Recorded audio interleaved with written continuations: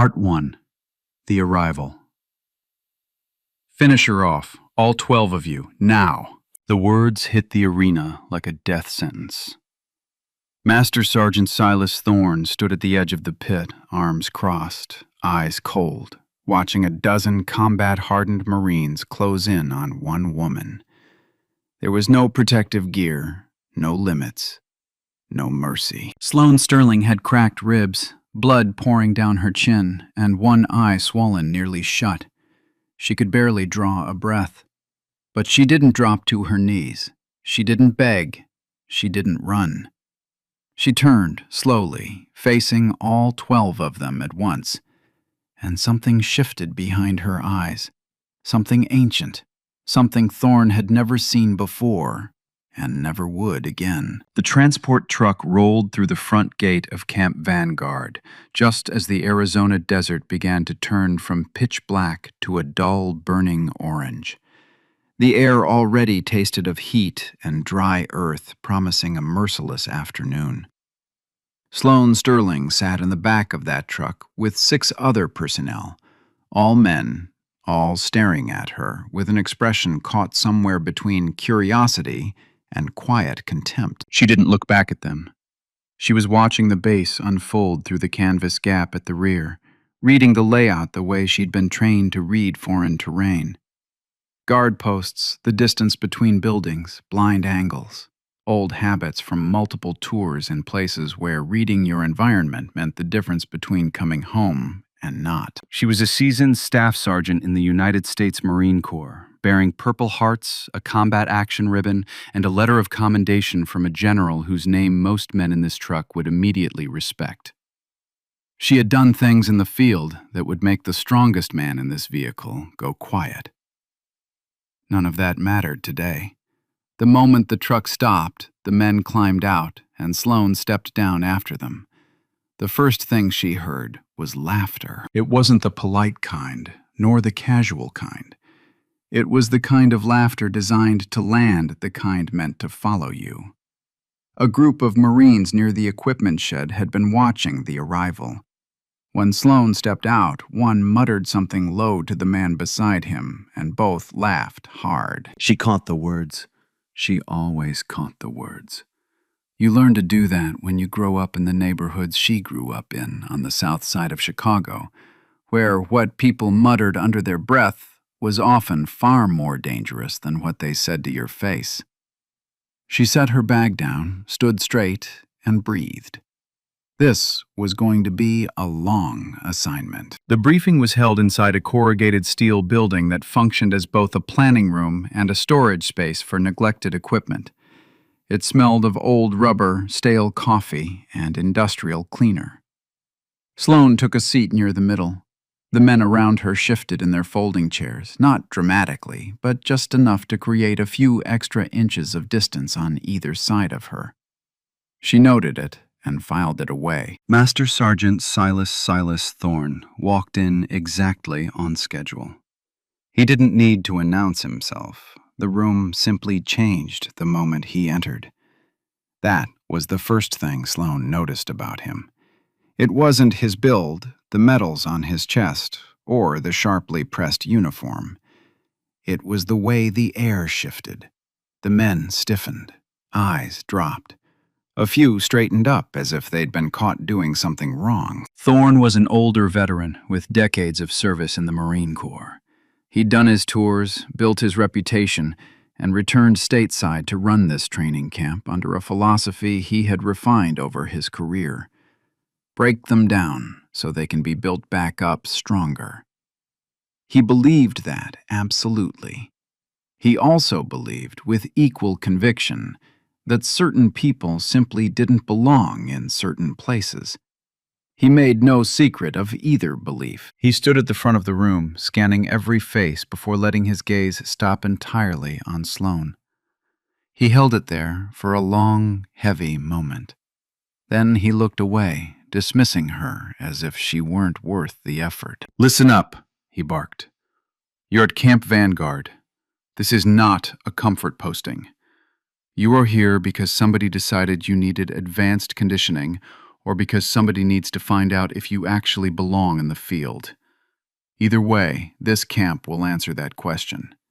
Not your performance reports, not your awards, not your recommendations. This camp. My camp. He moved to the whiteboard and outlined the schedule without ceremony. Physical conditioning at dawn, combat scenarios to follow, psychological stress training interwoven throughout, and sleep deprivation protocols later in the cycle. He spoke for a while, addressing every man in the room by name or direct eye contact at least once. He never looked at Sloane again. Part 2. The Evaluation. After the briefing, the group moved outside for their initial physical assessment. Sloane lined up with the rest. The drills were standard baseline measures: pull-ups, timed runs, obstacle courses, navigation, and weighted distance carries. She finished first in 3 of the 5 categories and second in the 4th. The 5th was a swimming evaluation that required pool access, which wouldn't happen for a few days. The evaluating officer, a young lieutenant named Mercer, jotted her numbers onto his clipboard without a word. But Sloane saw his eyebrows twitch, that involuntary millimeter of surprise people don't realize they're showing. Later, as the group gathered to collect water and equipment, Thorne appeared beside her without warning. She was filling a canteen. Standing just feet away, he spoke without looking at her. "You run decent," he murmured, "for a desk assignment." She capped the canteen. "I've never had a desk assignment, Master Sergeant." "You will," he said, and walked away. That was their first conversation. She replayed it in her mind that night, lying on her bunk in the personnel quarters as the base settled into the dark. It wasn't because the words hurt her. She had heard far worse. But because she found him interesting in the same way she found any opponent interesting. What does this person actually want? What are they truly afraid of? In her experience, the louder a person's contempt, the larger the insecurity they were trying to mask. Thorne was terrified of something. She just hadn't identified it yet. The next morning began with a long formation run led by Thorne himself. The pace was aggressive but sustainable. Sloane ran in formation flawlessly. She didn't push ahead to show off, nor did she lag. She ran steady and even, like someone who had endured environments far worse than the Arizona heat. Partway through the run, Thorne drifted back through the formation, ostensibly checking the pace. As he passed Sloane, he pitched his voice just loud enough for the nearest men to hear. "Pick it up, desk clerk. You're dragging the group." She wasn't dragging the group. Her pace was perfectly matched to the man directly ahead of her. The men nearby knew it. They said nothing. Sloane said nothing either. She simply picked up her pace by a fraction, pulled ahead of the man in front of her, and held that new gap for the remainder of the run. When they finished, she was breathing hard, but steady, hands on her knees briefly, then standing upright, completely ready. Thorne watched her recover. A flicker of realization crossed his face before his expression entirely closed off. That afternoon, Thorne initiated a combat situational exercise designed to force rapid decision-making and evaluate responses when a leadership structure collapses mid-operation. It was a classic stress inoculation format. Sloane had run versions of it more times than she could count. Each candidate was dropped into a simulated urban environment, with a fire team given partial intelligence and forced to navigate to an objective, while Thorne's staff threw in escalating complications: comms blackouts, simulated casualties, shifting objectives, and civilian interference. Sloane's team consisted of 3 men who had already quietly aligned themselves with the camp's prevailing social order. They followed her when required, but volunteered absolutely no cooperation beyond the bare minimum. Moments into the exercise, the comms were cut. Shortly after, one team member dropped as a simulated casualty.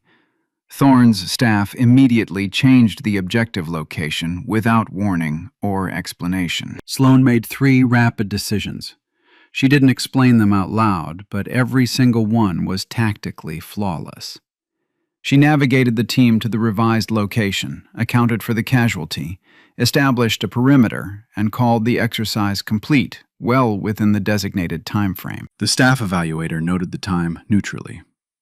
Objective secured. From a raised observation platform across the training ground, Sloane could feel Thorne's gaze bearing down on her. It wasn't admiration. It was something harder.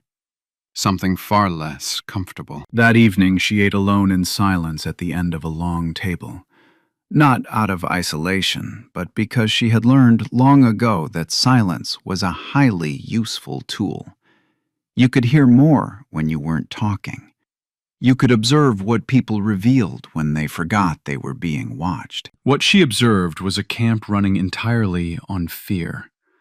Not the productive fear that sharpens a soldier's edge, but a corrosive fear that makes men perform for an audience rather than a mission. Men laughed slightly too loud at Thorne's jokes. They volunteered for highly visible tasks only when he might notice. Their tones changed completely depending on whether he was nearby. Yet a handful of men, maybe 3 or 4, watched Sloane with something other than contempt. It was a quiet, careful look, as if they were waiting to witness something. She didn't know their names yet, but she made a mental note to learn them. Alone in her isolated quarters that night, she took an inventory of her situation. She was deep inside a hostile environment, commanded by a man who had predetermined her failure. She had no allies. She had excelled in every objective metric, and it had earned her absolutely no social capital. She had expected all of this. What she hadn't expected was how deeply personal it would get, and how quickly. Part 3. The Arena. The following morning started with an unscheduled assembly before the usual routine. The sudden disorientation was a deliberate tactic. Thorne liked to operate in the chaotic moments he created. Standing before the confused group, he stared them down. I want to talk about standards. My standards. The ones that built this camp and kept it functioning while other programs got soft. Nobody made a sound. This is not a social experiment, he continued. This is not a program designed to make anyone feel welcome, represented, or validated. This is combat conditioning. You perform or you don't. You belong here or you don't. There is no gray area. He let the silence stretch. Some of you understand that. Some of you are here because someone in an office thought it would look good on paper. Every person in the yard knew exactly who he was talking about. Standing in the third row, Sloane felt every face perform some subtle version of looking at her without directly looking at her. Sideways glances, small shifts in weight, bodies angling imperceptibly away. She breathed in. She breathed out. She kept her eyes locked on Thorne. He ended the assembly without further comment. The implication was enough. By breakfast, the atmosphere had shifted from open hostility to something quieter and far more toxic permission. Through coded language, Thorne had given the camp permission to treat Sloane as lesser, and the camp took it. Her water station was accidentally left empty. A vital component of her equipment went missing, just as a drill began forcing her to adapt mid-scenario. At lunch, someone stole her tray and left the worst available option in its place. Small, deniable, deliberate acts of sabotage. She adapted to every single one without a word. But she also turned on her camera. Her combat body camera, standard-issue personal property from her overseas deployments, was clipped inside her uniform collar. It had been recording intermittently since she arrived, purely out of habit. After the equipment incident, she stopped, forgetting to turn it on. That afternoon brought the main event, hand-to-hand combat evaluation. Every candidate would spar against Thorne's permanent staff to assess technique, composure, and adaptability. The staff partners were experienced, and the matches were meant to be grueling. But what actually unfolded was designed for a very different purpose. Sloane's first partner was Corporal Nolan Briggs, younger, significantly heavier, and taller than her. She later learned he was Thorne's hand-picked choice for this slot. Briggs was fast and possessed real combat experience, but his opening move told her everything she needed to know. He didn't spar. He attacked. There was no controlled engagement, no technique evaluation. He came at her with immediate, full-force intent, aiming to put her on the ground quickly and publicly, ensuring a humiliating blow to both her body and her reputation. Sloane sidestepped, letting his aggressive momentum carry him forward. She used 2 fingers to redirect the angle of his elbow so that when he tried to compensate, his own force ruined his balance. He stumbled hard, caught himself, and spun back around. A heavy silence fell over the gym. Briggs's expression morphed into something dark. Again, he muttered to the air and charged. The ensuing moments were something the men in that gym would recount for years. Sloane didn't defeat Briggs quickly. She didn't put on a flashy performance.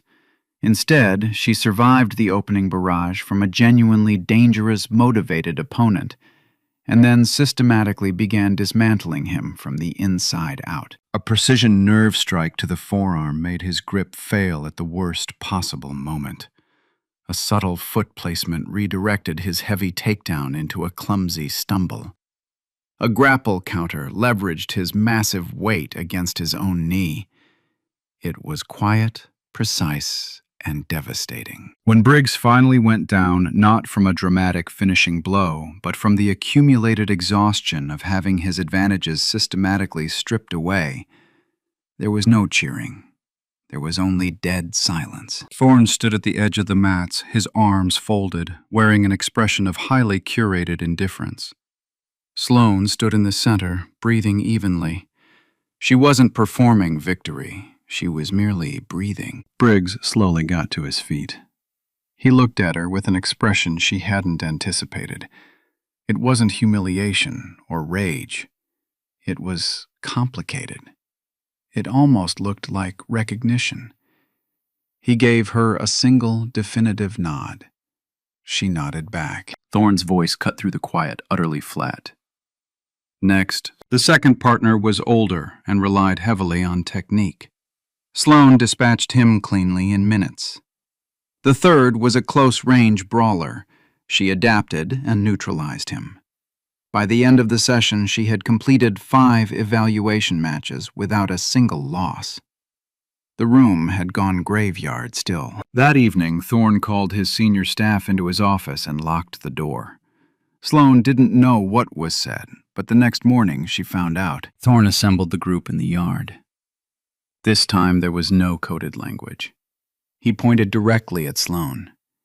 "Tomorrow morning," Thorne announced, "you will participate in a special conditioning exercise.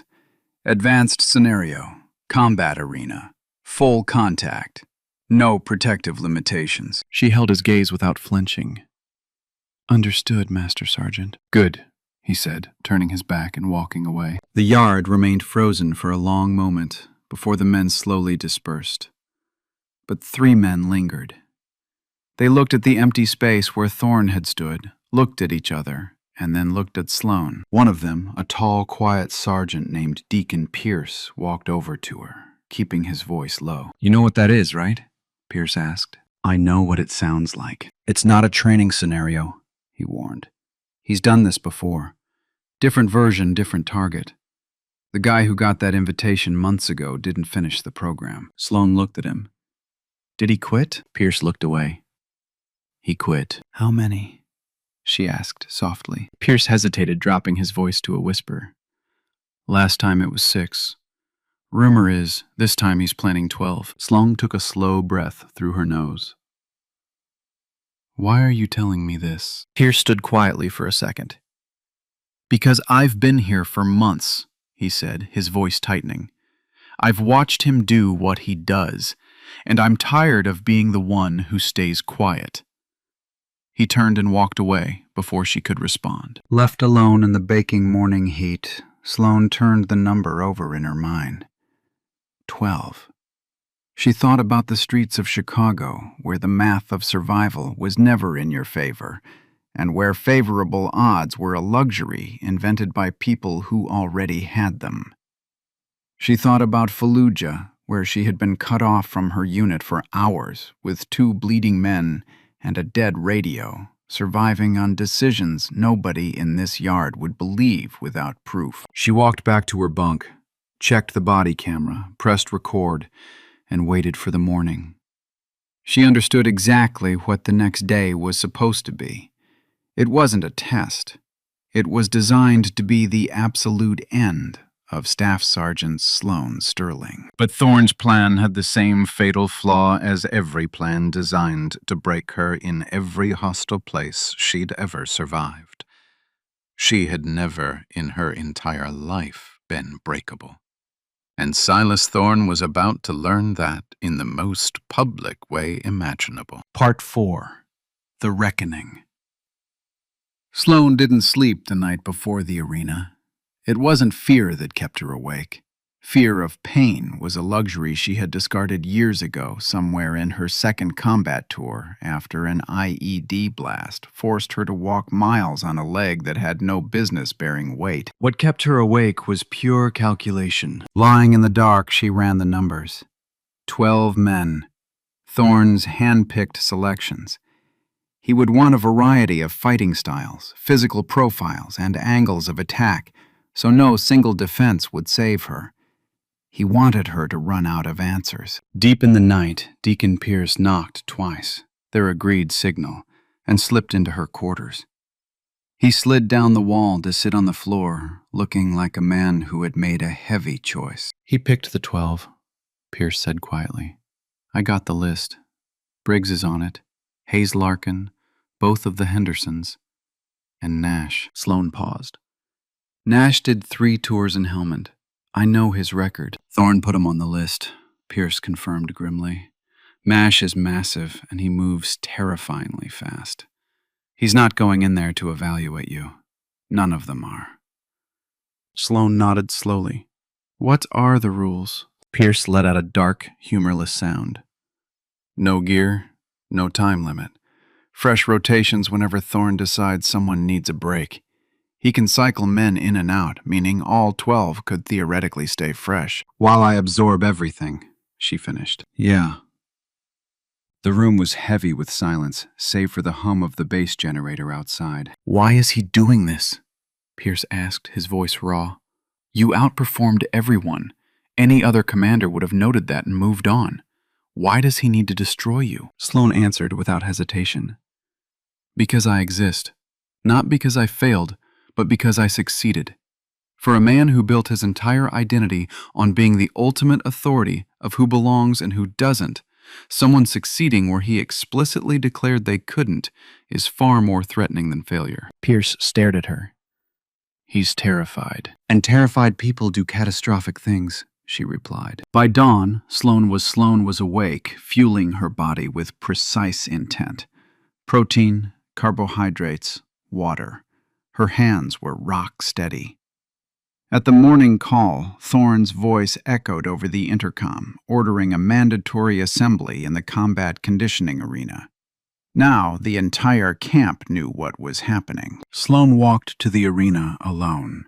Her uniform was standard. Her body camera was clipped inside her collar, its tiny recording light completely hidden beneath the fabric. The arena buzzed with the restless, compressed energy of a crowd gathered to witness something they didn't want to admit they wanted to see. As she stepped onto the dirt floor, the volume dropped, that specific, guilty hush of a room realizing the subject of their whispers has arrived. The 12 men stood near the eastern wall. She read their faces calmly. Briggs, who looked harder than before.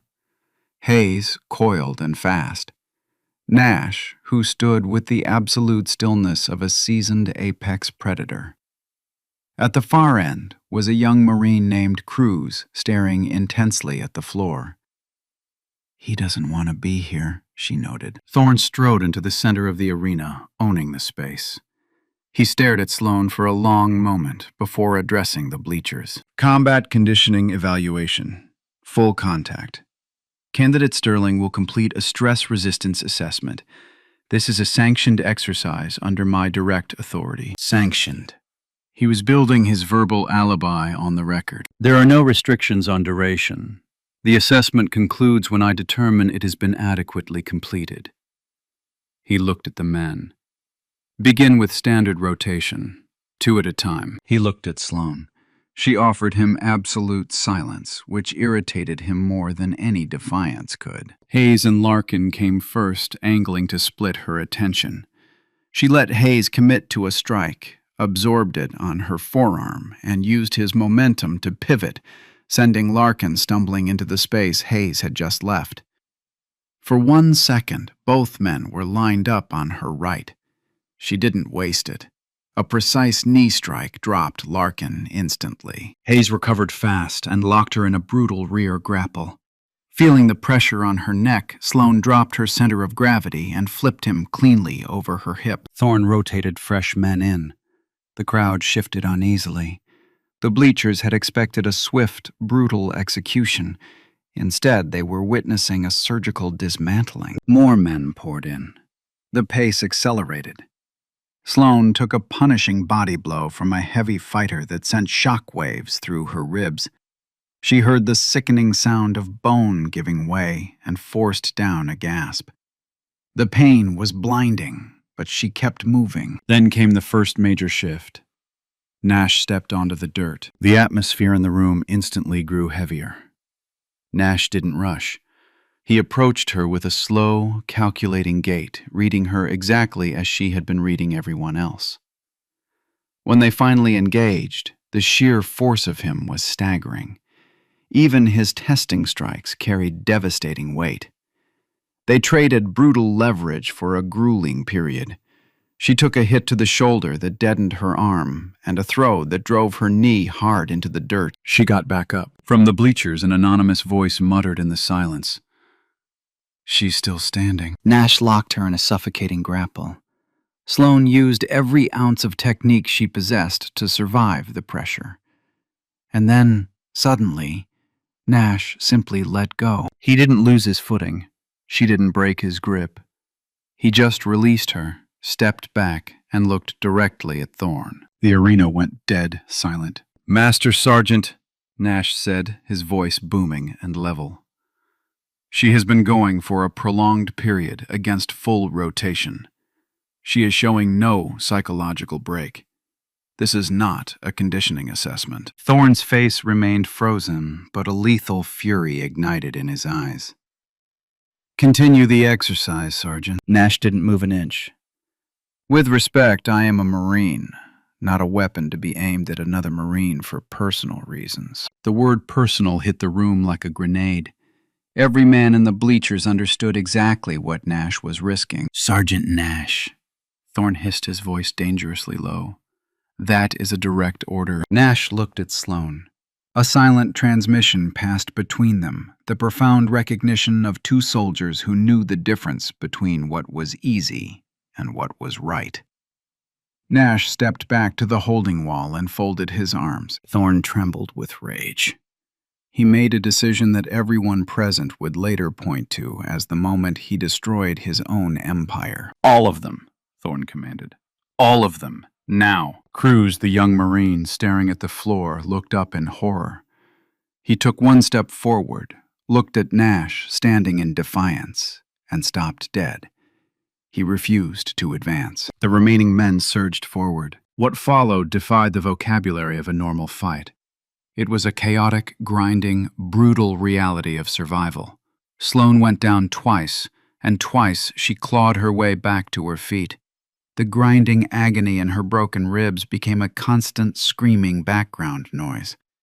She stopped fighting with emotion and began fighting like a machine. Pain became data. Data informed her reactions. A throat exposed for a fraction of a second, she struck it. A poorly angled knee, she shattered its balance. Men began dropping. It wasn't cinematic. It was ugly, exhausting, and impossibly grueling. But one by one they fell. The bleachers were paralyzed. Pierce was on his feet without realizing it.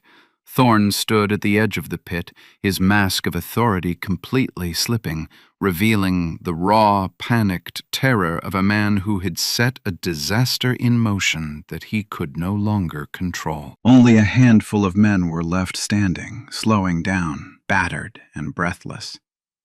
Hayes, who had lasted the longest, suddenly stepped back, dropping his hands. "I'm done," Hayes announced to the room. Thorne snapped his head toward him. "Hayes, I'm done, sir," Hayes repeated, immovable. "This isn't training." The remaining fighters exchanged glances and backed away. One sat down in the dirt, entirely spent. The last man standing looked at Sloane, took a slow step backward, and lowered his fists. The arena was filled only by the sound of the desert wind and Sloane's ragged breathing. She stood in the center of the dirt, bleeding from her face, her eye swollen shut, nursing broken ribs. She looked directly at Silas Thorne. For the first time in his career, Thorne had absolutely nothing to say. The breathless pause dragged on until Captain Alden Beck, the camp's veteran medical officer, vaulted out of his chair. He crossed the arena in rapid strides, bodily inserting himself between Sloane and Thorne without asking permission. Beck locked eyes with Sloane, scanning her injuries with clinical speed. "Tell me where the primary pain is." "Ribs," she rasped, her voice shockingly steady. "Left side. Eye is swelling." Beck gently pressed her side. Her involuntary flinch confirmed the fractures. His jaw tightened. He whipped around to face the commander. "Master Sergeant," Beck's voice echoed through the silent room. "This Marine requires immediate medical evaluation. I am removing her from this exercise under medical authority." Thorne scowled. "This exercise is not complete." "Sir," Beck barked, projecting so the entire bleacher section could hear. "I am the medical officer of this base. Under Marine Corps regulations, my authority over the physical welfare of personnel supersedes your training authority in cases of serious injury. I am exercising that authority right now." The room absorbed the shockwave. Beck was drawing an institutional line in the sand on the record in front of dozens of witnesses. Thorne's face twisted as he calculated his shrinking options. "Fine," Thorne spat.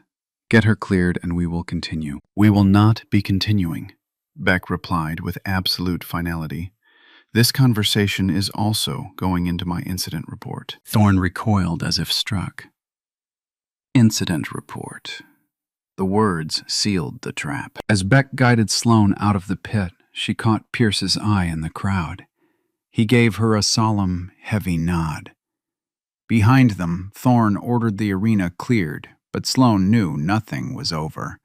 Thorne had just committed undeniable abuse in front of dozens of witnesses, a furious medical officer, and a high-definition camera recording his every word. Part 5. The Aftermath. In the brightly lit medical station, Beck worked efficiently to stabilize her. "You have broken ribs and severe orbital contusions," Beck stated quietly. He stopped what he was doing and looked her directly in the eyes. "I need you to answer me honestly. Do you have documentation of what just happened?" Sloane studied him. "Why are you asking?" "Because I've been writing ignored incident reports about this camp for months," Beck confessed. "This is the first time he's done it in front of a crowd. I need to know if you have proof." Sloane reached up and tapped the hidden lens inside her collar. Beck let out a slow, shaky breath. "How much did it get?" "Everything." Moments later, Pierce slipped into the clinic. He looked at Beck, then at Sloane. "Thorne is in his office, frantically making calls. He's trying to manage the narrative." "He can't," Sloane said softly. "Not if the right people strike first." Beck locked eyes with Pierce. "I have a contact at the Judge Advocate General's office, someone I trust. And I have the names of 3 men whose previous complaints Thorne buried," Pierce added. "We need to move before he finishes those calls." What happened next dismantled an empire in a matter of hours. Pierce secured immediate written statements from previously silenced Marines. Beck called his contact at JAG, reporting the incident with clinical precision and confirming the existence of video evidence. As Sloane stepped out of the clinic, she ran into Nash. The massive Marine looked at her bruised face with profound regret. "I should have stepped out sooner," Nash said heavily. "I knew what he was planning before I walked in, and I still walked in. Saying no to a direct order is terrifying, and I hate that I hesitated." "You stopped," Sloane told him firmly. "You said it out loud in front of everyone. You broke the spell. What do you want to do now?" Nash pulled out his phone. "I'm writing my statement. Everything I've witnessed here. Done." The final nail in the coffin came from an unexpected source. Cruz, the young Marine who had refused the final order, arrived at the clinic doorway looking deeply shaken. He revealed that months prior, his own cousin Reyes had been subjected to a similar brutal hazing under Thorne, resulting in a broken wrist that Thorne covered up as a training accident.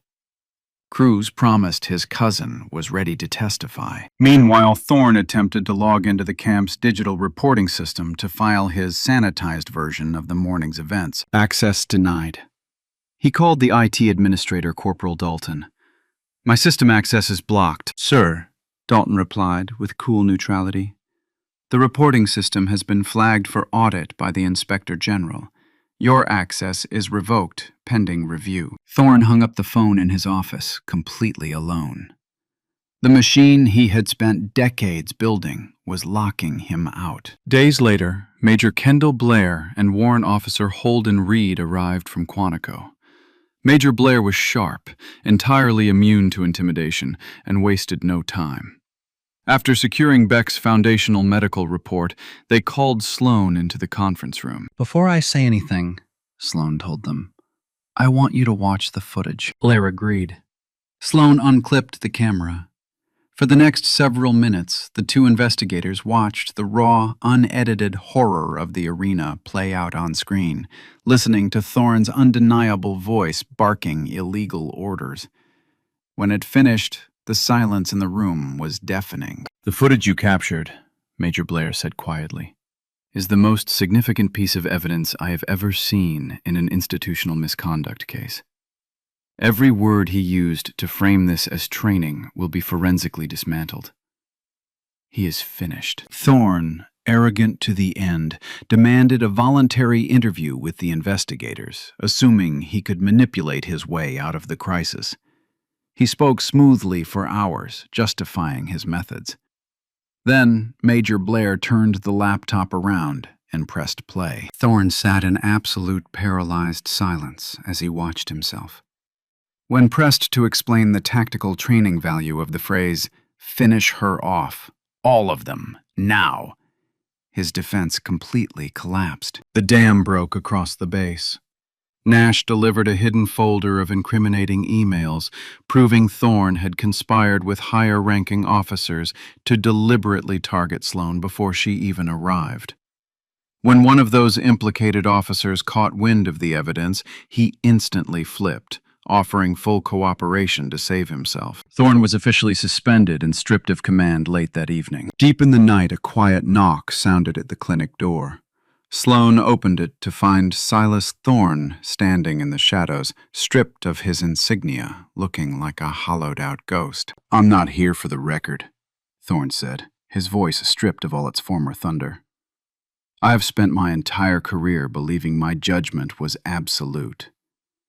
I was wrong. I made a determination about you before you arrived, and I used every tool I had to make it true. I need you to know that I know that." Sloane stared at him. "Being wrong isn't what ends careers, Master Sergeant. What ends careers is building a system designed to ensure you never have to admit it. You brought a dozen men down with you just to protect your ego. That is what you have to live with." Thorne absorbed the blow. He gave a slow, defeated nod, turned around, and walked into the dark. Weeks later, the formal findings were published. It resulted in sweeping charges against Thorne administrative reviews for the complicit senior officers and total policy overhauls for combat conditioning programs nationwide. Sloane Sterling was already gone. Sitting in her mother's kitchen on the south side of Chicago, sipping coffee as her ribs slowly healed, she listened to Pierce relay the final news over the phone. She didn't feel triumphant. She felt the quiet peace of a completed mission. She thought about Cruz, Nash, Beck, Pierce, and Reyes men who had finally realized their collective voices were louder than their fear. The story spreading through the military ranks wasn't about the woman who fought a dozen Marines. It was about the camp that finally changed. Sloane looked out the window at the bustling Chicago streets. She knew that the most important thing she had done wasn't surviving the impossible odds in the dirt. It was her absolute refusal to be erased in silence. Because silence is never just silence. It is permission. And the moment you stand in the center of the trap designed to break you, and you decide that the truth matters more than your safety, the old rules die. Facts once documented and witnessed by people brave enough to carry them forward do not go back into the dark. Not ever.